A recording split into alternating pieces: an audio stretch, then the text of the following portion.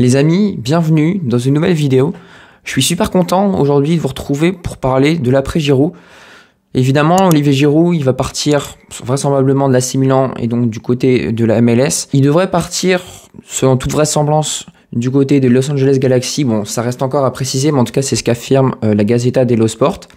Il aura joué 121 matchs du côté de l'AC Milan, 46 buts, 20 passes décisives, ce qui est quand même des stats relativement bonnes. C'est quasiment une fois décisif tous les 2 matchs. Le joueur français, il garde une belle cote de popularité du côté de l'Europe, mais également du côté de l'Arabie Saoudite, mais il a déjà refusé des offres, en tout cas venant du Golfe, et en tout cas, il aimerait jouer vraisemblablement avec son compatriote Hugo Lloris.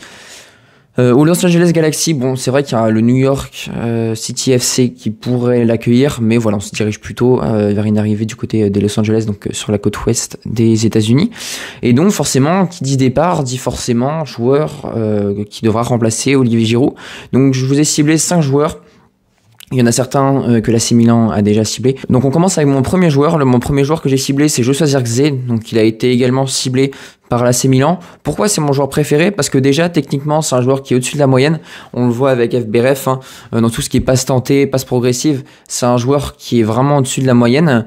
Dans tout ce qui est tacle également, il est à 83 par rapport aux attaquants, ce qui est quand même largement au-dessus. Dégagement, c'est pareil.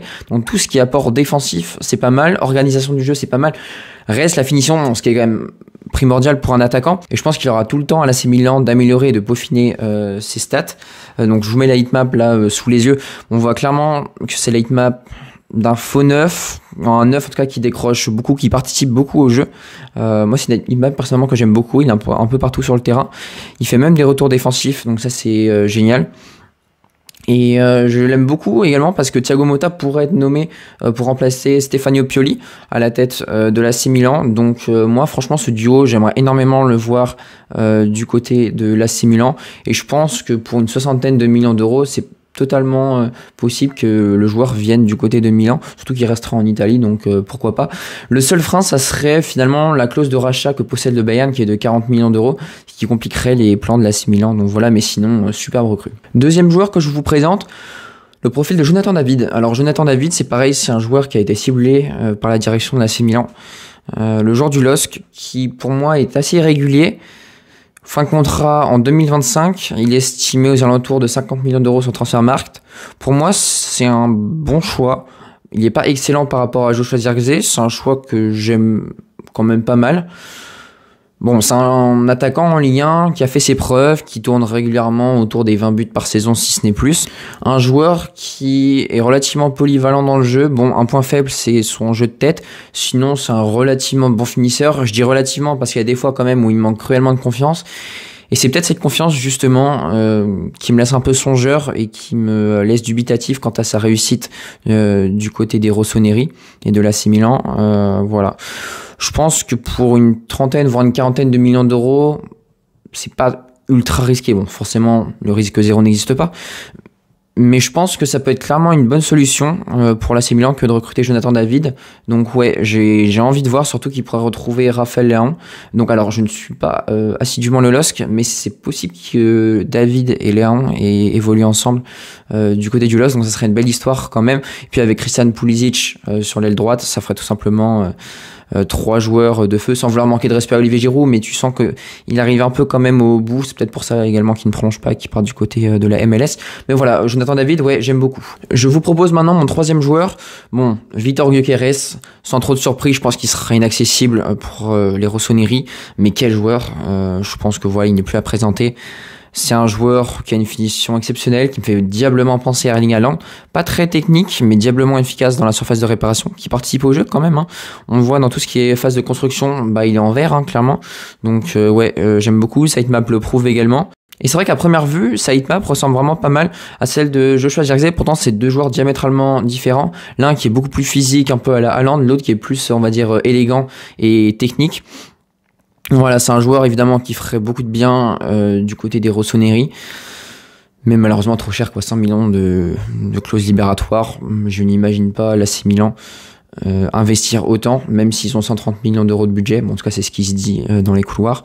Mais voilà, ouais, trop cher. Mais c'est un joueur que évidemment j'aurais aimé énormément voir du côté de l'AC Milan. Donc évidemment, je vous propose, mais pas très réaliste. Je vous propose maintenant Artem Dovbyk, donc 4e joueur qui est diablement sous-coté. Bon, là, c'est vrai que c'est pas un joueur, on va dire, très technique.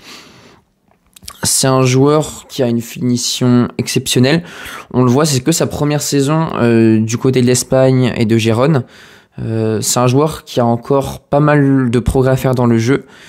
Mais il ressemble un peu, je trouve, à Vítor Gyökeres, dans le sens où Vítor Gyökeres, c'est vraiment un peu un bûcheron, un peu déménageur. Vous voyez un peu ce profil qu'a Haaland. C'est vraiment des avant-centres qui sont imposants. Bon, là, j'ai pas son poids, on va dire, mais c'est des joueurs qui font relativement, on va dire, plus de 80 kilos. Donc, c'est des joueurs qui sont intéressants. Bon, pas dans la construction. C'est pourquoi... Bon, j'ai du mal à le voir du côté de l'AC Milan, surtout que bon, il a une saison à confirmer quand même. Mais voilà, c'est vrai que bon, Gérone appartient au City Group. Je le vois mal aller à City, sachant qu'il y a déjà Erling Haaland ou encore Julian Alvarez. Mais voilà, je pense que là, c'est un club du standing de l'AC Milan, ça peut totalement le faire. Donc voilà, pourquoi pas ce joueur. Je pense que voilà, à mon avis, pour allez, on va dire environ 50 millions d'euros, ça peut être une bonne affaire parce qu'à mon avis, Gérone va en demander beaucoup. Mais voilà, pourquoi pas. 5e et dernier joueur que je vous présente maintenant, Santiago Giménez. Là, encore une fois, un joueur que j'aime beaucoup. Je vais pas dire sous-côté parce qu'il flambe totalement du côté de l'Eredivisie et de Feyenoord. Il y a un bon nombre de joueurs finalement que j'aime bien de chez Feyenoord. Mais voilà, là encore une fois, une très belle finition. Un joueur qui adore remonter le terrain balle au pied. Dans l'organisation de jeu, c'est pas trop mal. Donc on voit les possessions progressives, 83. Donc comme je vous le disais, il adore remonter le terrain balle au pied. Les passes progressives reçues, bah évidemment 90, c'est relativement propre aux avant-centres. Et puis Saïd Map, on le voit surtout dans la surface. Mais encore une fois, comme je vous le dis, bah comme il aime bien remonter le terrain balle au pied, on voit qu'il rôde aux portes de la surface. Donc voilà, c'est un joueur, je trouve, qui a un sang-froid énorme, une frappe exceptionnelle. Malheureusement, je pense que financièrement, ça risque d'être compliqué pour l'AC Milan. Voilà, peut-être un peu compliqué d'aller chercher, mais sinon, dans le profil, c'est vraiment un joueur que j'aime beaucoup. Donc voilà, donc faire le bilan, moi, je mettrais Joshua Zirkzee, que je ferais venir avec Thiago Motta. Ce n'est que mon choix. Après, n'hésitez pas à me dire, supporter milanais, ce que vous en pensez. Mais voilà, en tout cas, moi, je pense que Milan a beaucoup de choix. C'est vrai que le marché des numéros 9, il est relativement compliqué. Mais bon, allez, si j'avais à classer mes choix par ordre de préférence, je mettrais en 1 Joshua Zirkzee. Peut-être en 2 Jonathan David, plutôt pour raison économique. En 3, Artem Dovbyk, bon, dernier Vítor Gyökeres, et donc du coup en 4, Santiago Giménez. N'hésitez pas à me donner votre classement également de ces 5 joueurs en commentaire. Puis voilà, on s'approche déjà de la fin de cette vidéo. Si tu l'as aimé, bah évidemment le petit pouce bleu, ça fait toujours super plaisir. L'abonnement, et puis si tu t'abonnes, la cloche, le partage de chaîne, bref, tu connais la musique. Voilà pour cette petite vidéo les amis, donc je vous dis à la prochaine. Allez,